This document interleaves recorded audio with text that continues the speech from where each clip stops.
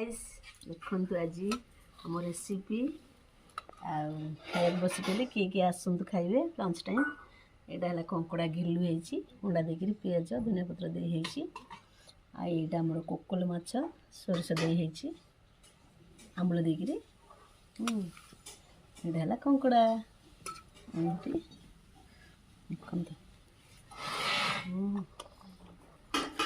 सोरिष माछटा आंबुल देकर बहुत बढ़िया लगे।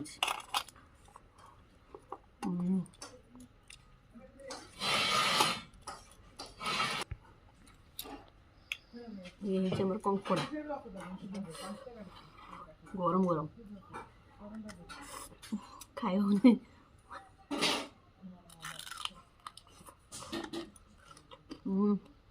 पूरा है बहुत बढ़िया है।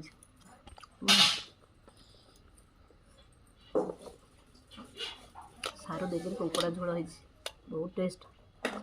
ये तो सब टेस्ट हम कहीं ये कंकड़ा जो भितर घिलु न थाए से घिलु है।